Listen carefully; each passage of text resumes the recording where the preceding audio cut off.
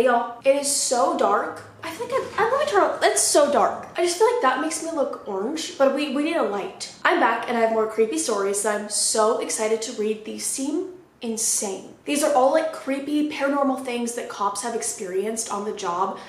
I read the first two and I can't even believe them. We just have to get started. I'm not kidding. This is insane. The first story says a different kind of evil. Several years ago, I took a 911 call for a family reporting their teenage daughter was possessed. They claimed no possibility of drugs or a history of mental health issues, which I, of course, didn't believe for a second. Family members were holding her down and I could hear two people screaming at each other in the background.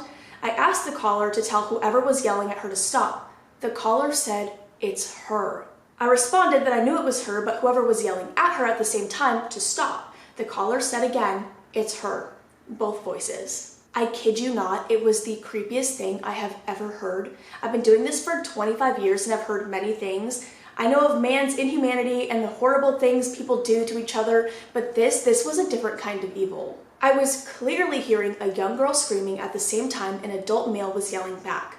I couldn't understand either language, but they were clearly two different voices. The family swore both voices were coming from her at the same time. It made my skin crawl. The lieutenant listened to the tape later and he looked at me and said, "Do you ever wonder?" Yes, I do. You didn't even go? I'm sorry, wait, you didn't even go? Or wait, I guess that would be the 911 operator who took the call. You would think, but they made it sound like they were a cop. I don't know. But like, did anyone check it out? Or did you hear that? Nobody checked it out. Nobody? Nobody? You don't know what happened? There's someone like digging outside. Okay, next one says cell number 1 is empty. I've seen a lot of things in my career, things that would make a citizen doubt my sanity. From being dispatched to chase a UFO to responding to calls of ghosts. But the most unusual thing that happened to me was witnessed by several officers and a dispatcher. One evening, I had brought in a guy for domestic violence, and as he was a bit rowdy, I was joined in booking by the sergeant and another patrolman. I'm in the process of booking Mr. Tough Guy when I glanced into cell 1. There was a guy in there, short haircut, glasses, and a white t-shirt just staring at us. I ignored him because I didn't want him to start banging on the window demanding a phone call or something, so I finished booking Mr. Tough Guy and took him to his cell, walking past cell 1. The guy in the cell just stood there, never saying a word or moving. We all then leave booking and go about our business. Sometime later, Sergeant asks me to check the paperwork for the prisoners to see if any were ready to transport to the county jail. Grab the paperwork, go into booking to do a head count. Cell number 1 is empty. I panic and tell the sergeant, who also panics, and he and I begin to make phone calls to the detectives to see if they had moved the guy or had released him. They all say they didn't go into booking at all. I then checked the computer and paperwork again, and the head count was accurate. Nobody had been placed in cell number 1. We go to the dispatch office to check the surveillance video for booking. We rewind the footage to where I can be seen booking my prisoner. We fast forward to the point in the video where we all walk out.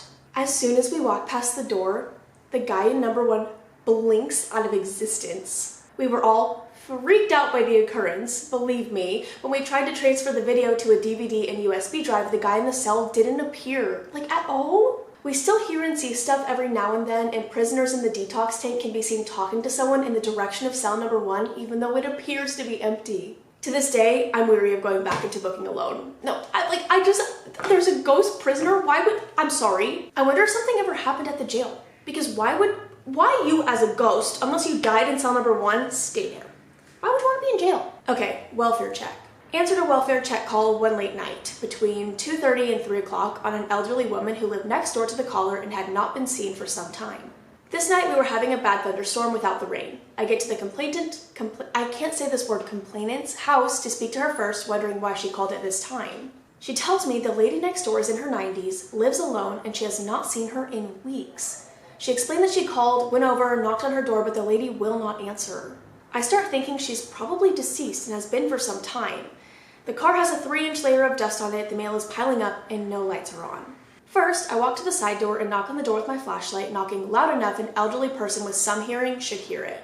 After a few minutes of no response, I turn around and walk to the backyard, looking out the windows and find everything okay. The complainant is with me and saying she doesn't know of any relatives of the lady. I'm sure by now that she is probably deceased. I walk to the front of the house and notice that her blinds are up on the front windows and I can see a glow from inside. I am, however, not tall enough to look into the windows, which are probably 7 feet off the ground. The complainant runs next door and grabs a bucket for me to stand on. I get on the bucket, and bingo, I can see in the living room. The glow was from the TV, which was on a blue screen and is bright enough I didn't need my flashlight to see it. I looked first at the floor to make sure she had not fallen there. Couch, recliner, everything was empty. The telephone home base was blinking red with missed calls and voicemails. From the living room was a hallway that was dark and I couldn't see down. Using my flashlight, I could only see an open door down the hall, still no signs of life. I turned around and told the complainant that everything looked okay and nothing was disturbed.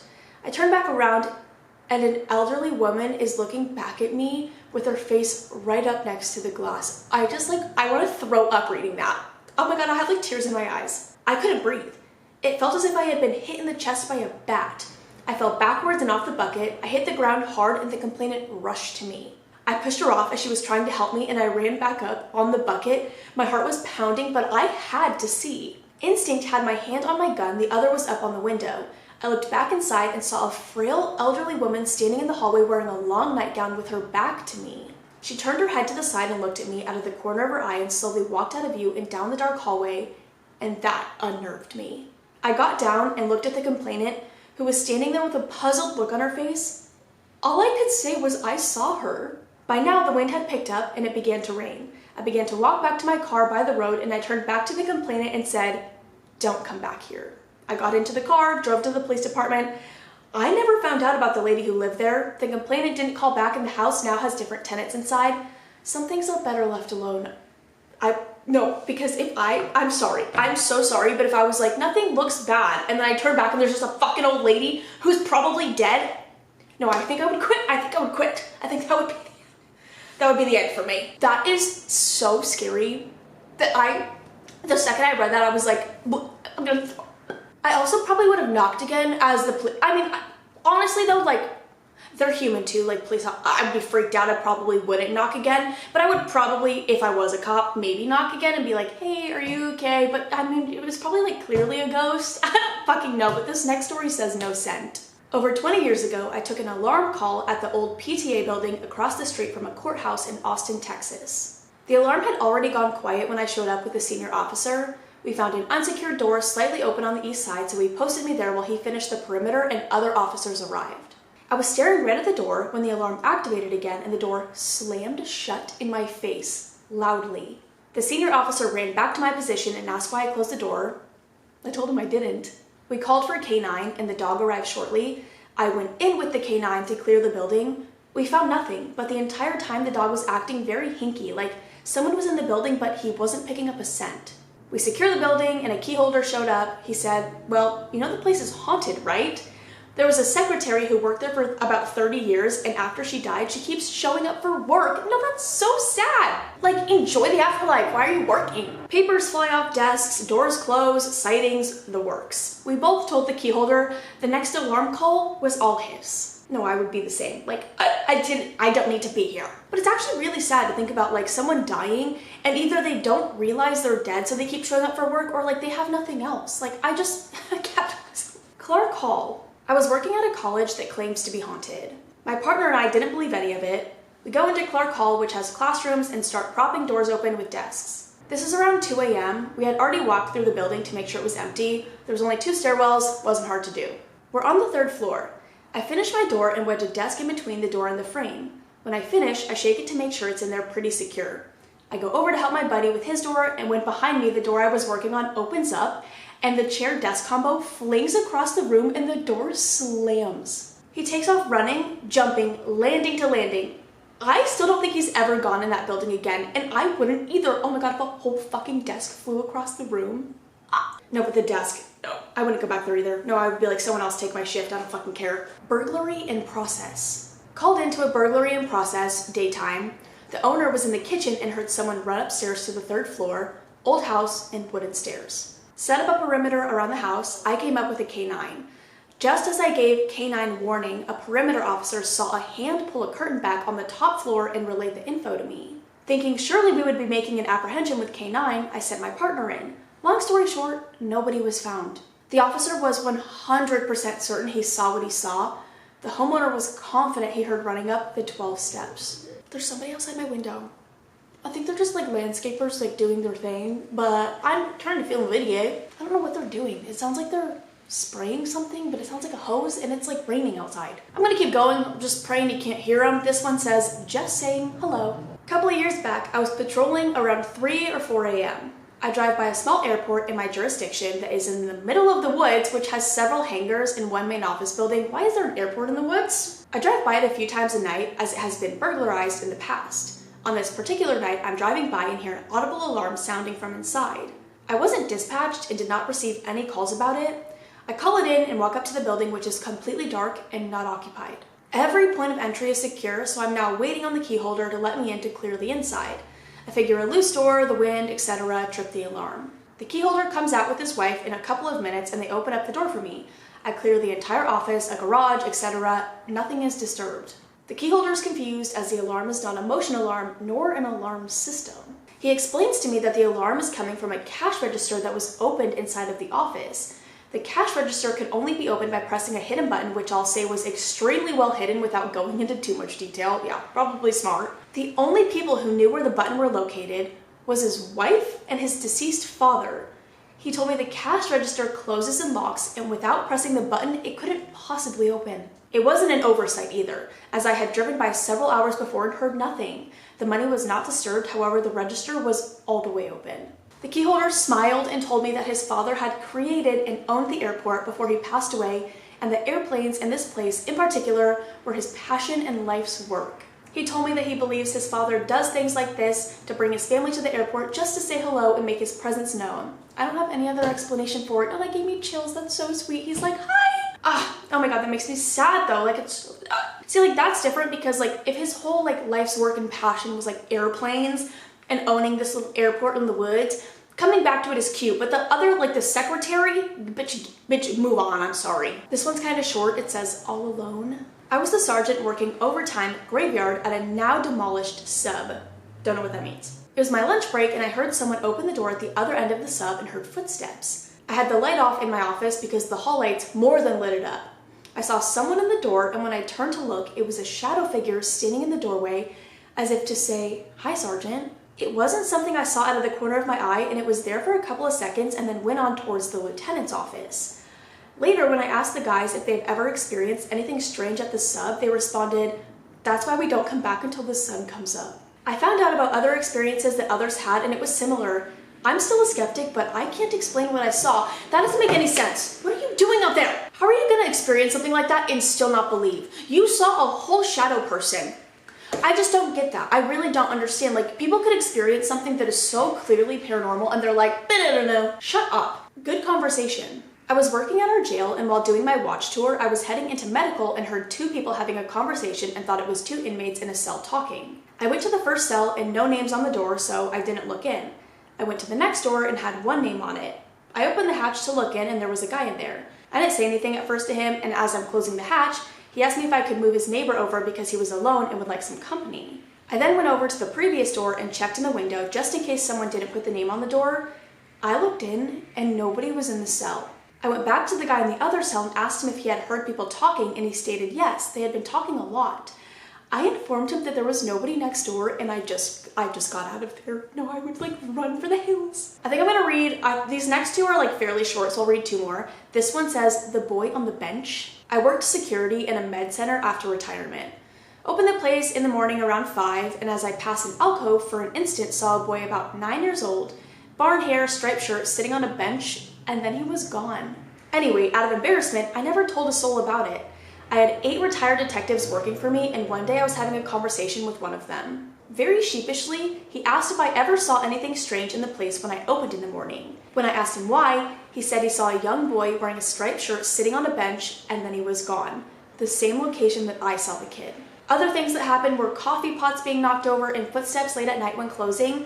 Later found out the med center was located adjacent to the most haunted cemetery in Staten Island. Of course. Also, I realized I don't think they're spraying anything. It was raining. It's people fucking driving by. I'm dumb. They were just talking out there. I'm just, whatever. This is the last one I'm gonna read. It says rural encounter. I hate the word rural. It's really hard to say. I worked on county roads and I had a signal 100 at 3, and my closest bathroom was 30 minutes out. Like, what does that mean? Like, speak human. Speak normal. So I pulled down a dark gravel road and started my business. I think they just had to shit or piss. I don't know. I felt like someone was watching me. Looking towards the rear bumper of my unit and approximately 20 feet beyond my rear bumper, I saw a shadowy figure standing there. I stop and zip up, not finished, and yell out to what I thought was a person. I got no reply from the figure. I started to apologize to the figure, thinking this was the landowner coming to see who was peeing on their driveway, but no response. Why is it okay for you to pee in public, but I can't? I then go into tack mode and demand them to show their hands and identify themselves, but no answer. I finally get smart and use my light to see who it was, and as light passes over the area, the figure was gone. Keep in mind, this conversation was about 20 seconds long and I had just seen something there. I look around and I hear no running through the brush. I turn to get back into my unit and I take one more look back and see a shadowy figure move towards me from where I last saw it. Needless to say, I got in my unit and sped off because bullets were not going to stop this spirit. No, because if I saw it just like walking towards me as I'm getting in my car after I just looked and it wasn't there, Okay, wait, there's a couple that are really short. I'm just gonna read these really fast. Sound the alarm. The jail had a notorious ghost, Sarah Ware, who would play with the lights and set off alarms. Most of the alarms are panic alarms in locked offices where switches actually had to be pushed and slid into a slot to activate. It got to the point where the officers were afraid to go into the courthouse for an alarm. No, I wouldn't go either. I would send the newbie or something. Secret friends. A little kid on a custody exchange kept telling me about her secret friends standing near me. Not really too scary, but creepy, especially when she's telling me that one doesn't like me. Yeah, I think we're done. I think we're done with that. I just feel like if I experienced any of that, I wouldn't go back to the place it happened, and I'd probably just get a job, I don't fucking know, doing something else. Anything else. It's also crazy because when I was like 18, I wanted to be a cop. Can you imagine me being a cop? Can you imagine me going to these places and being like, hands up, or being a ghost or whatever the fuck? Can you imagine me pulling someone over for speeding and being like, do you know how fast you're going? They would laugh and drive off. Nobody would take me seriously, are you kidding? And if I fucking walk into a place and it's haunted, I'm shitting my pants, throwing up, and like leaving the country. But anyways, that is all I have for now. I hope you guys enjoyed. If you have any creepy paranormal stories you want to share with me or the community, I will have my subreddit link down below. I am making it my goal. I am promising you right now, I'm going to read your paranormal stories in a video next week. So if you have any you want to share, type them out, put them in the subreddit. I'm gonna go. I love you guys. I will see you in the next one. Bye. I hope this video is not too loud. It was pretty bad. I'm not gonna lie, like the cars driving by and there were people like talking a lot. I don't know what they're doing though. They were like leaf blowing. What the fuck do you call that? Is it just leaf blowing? I feel like there's a word for that. I don't know. They were leaf blowing earlier and I waited till they were done with that to start filming. But then they were like chit chatting and like doing stuff and like digging, or I don't know what they're doing. I don't know what they're doing. I also don't think I have anything to tell you because I just filmed yesterday and rambled about my trip to Dallas yesterday. I'm really excited though because my friend comes into town tomorrow on Wednesday. It's Tuesday when I'm filming this. My friend comes into town tomorrow. I'm really proud of myself. I'm getting 2 videos up this week even though I only have 2 days to work. I am going to be on top of working. Like I'm going to be on top of this shit for as long as I can because I have been slacking so much and I know that. I need to try so much harder than I do and I'm going to be consistent for as long as I possibly can until I feel like I'm going to die. Yeah, because it's not that fucking hard. My job is not hard. I'm sorry, it's just not. Hey. Oh, I thought he was getting attacked. He just wanted to say hello. But yeah, so I'm really proud of myself. I know I shouldn't be because it's easy, but I am proud of myself because normally I wouldn't do this. But I think I'm gonna go because I don't know, I have nothing else to say and I'm hungry. Well, sorry. I love you guys. See ya.